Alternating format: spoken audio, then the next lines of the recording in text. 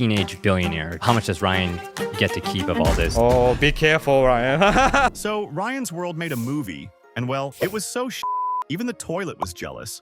We are talking a 10 million USD budget that barely made 600,000. Even Dora knows that ain't the best result. And want to know a fun fact? They went global with this monstrosity, which is a giant leap for most YouTubers who can't even get their movies streamed online.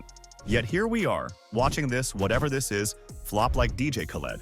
And you would think a YouTuber with millions of dedicated fans would at least sell out some theaters. Well, massive nope. People on TikTok were showing empty-ass seats, and critics weren't trying killing him with kindness. One reviewer said it was an underwhelming influencer flick that only appeals to kids who still think Paw Patrol is Oscar-worthy. Another said, this film is one of the worst cash grabs ever made and promotes the exploitation of child stars on YouTube. Well, they kinda cooked there.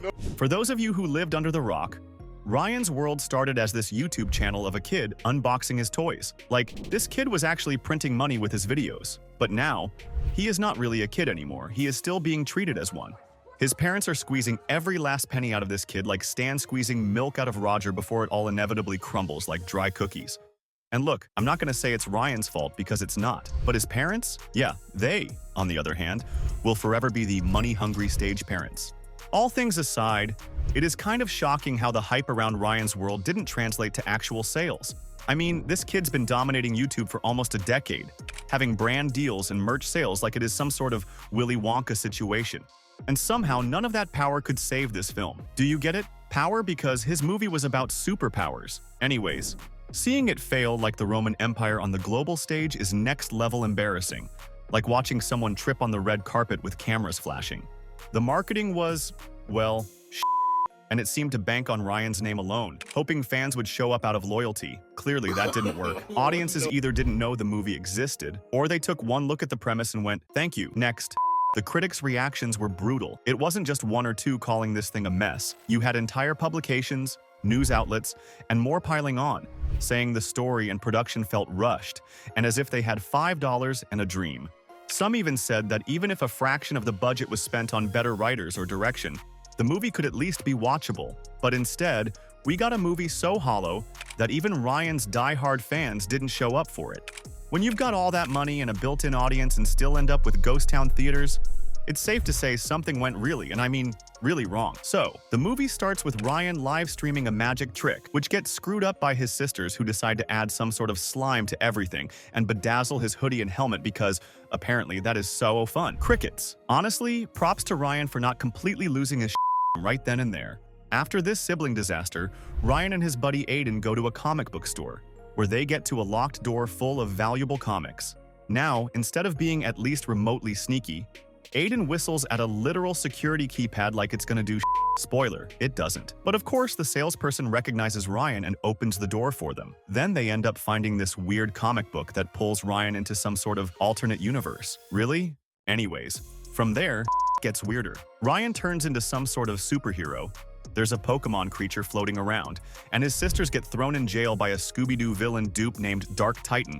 He, by the way, looks intimidating but ends up being as useless as wet cardboard. The movie hypes him up as this big boss, only to reveal there's someone even bigger pulling the strings. The writing was like as if they stopped trying halfway through the movie. It's like they had a meeting and said, F it, just throw in another villain, it is not like anyone will notice. Meanwhile, Aiden, who is either 13 or 30 and no in between, is stuck in the real world trying to keep Ryan's parents, who are dressed like a questionable pink bunny, and a wizard from figuring out what's going on. I'm not even going to unpack that visual. In the alternate universe, Ryan eventually finds the big bad, who turns out to be that dude from the bookstore, and they have a final showdown. Of course, Ryan wins. Shocker. Oh, and the world is saved by our savior, the penguin scribbling random equations on a whiteboard because logic is clearly optional in this masterpiece. While Ryan is in the alternate universe, there's this subplot of Aiden running interference back home. His parents are suspicious, the book is glowing, and the whole thing feels like they got high when writing the It's like watching someone frantically try to wrap Christmas presents last minute. And for what? So Ryan can return to reality and have an incredibly anticlimactic pizza party finale? At some point, there's a chase scene that feels like it was storyboarded by someone hopped up on 6 cans of Monster Energy drink. Characters are running, slipping, and screaming. And somehow nobody seems to question why everything looks like a rejected episode of Power Rangers. Dark Titan gets taken out way too easily, and Big Bad, despite his menacing name, turns out to be just a comic book store employee with main character syndrome. At one point, they decided to spice things up with the out-of-nowhere musical number halfway through the chaos. Out of absolutely nowhere, everyone starts singing like this was Frozen 3 Ryan's Revenge. And then there's the ending. Oh brother, this stinks. They return to the real world and the movie ends with a backyard pizza party. Yup. After all that chaos, lava, and very questionable CGI, it ends with some Papa John's and water balloons. And let's not even talk about how Clark, the comic store guy turned villain, just disappears from the plot. Did he die? Did he teleport? Did he start a podcast about villain redemption arcs? Who the knows? It's honestly wild to think how much potential was literally tossed in the trash here. Like they had everything. Millions of dollars, a brand recognized worldwide, and an audience full of kids who would have devoured even the tiniest crumb of effort. You didn't need an Oscar-worthy script, just something that didn't feel like it was scribbled on a napkin during a 3 a.m. snack run. But nope, we got this. A movie that feels like it was written by someone high on edibles, staring at a lava lamp and going, yeah, that'll work. It's like they threw together random scenes, sprinkled in some catchphrases, and hoped the YouTube logo would carry the rest. Spoiler, it didn't. Look, I'm not gonna say this movie was it's not hot garbage, but it's pretty effing close.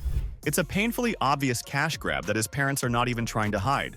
Like, they didn't even pretend to care. The plot? Who cares? The acting? Paint drying on a wall is more interesting. And yeah, Ryan doesn't deserve the blame. You can't help but feel bad for this child. His whole life has been in front of a camera, smiling for the views, opening toys for the clicks, and now he's out here carrying dumb projects like this on his tiny shoulders. The poor guy needs therapy, not like this. Honestly, he deserves better. At least when he's older, he can say, hey, I was a movie star, even if that movie flopped harder than a fish out of water on a hot summer sidewalk. And sure, his parents are probably sipping cocktails in a big mansion in Hawaii, but let's be real, they know that their cash cow is running out of milk. You can practically hear the moo getting weaker with every failed project. At this point, it's less of a global empire and more like a washed-up circus act nobody's buying tickets for anymore. It is like a magician on stage with sweat down his face, pulling imaginary rabbits out of an empty hat while everyone is ignoring him, trying to figure out how much longer they have to endure this disaster. And yeah, the critics didn't hold back either. They tore it apart like a pack of starving wolves. But hey, at least the popcorn was good. Hopefully. If you made it this far, hit that like button or whatever. I need to find the brain cells I lost watching this. See you all later, and until then, peace out.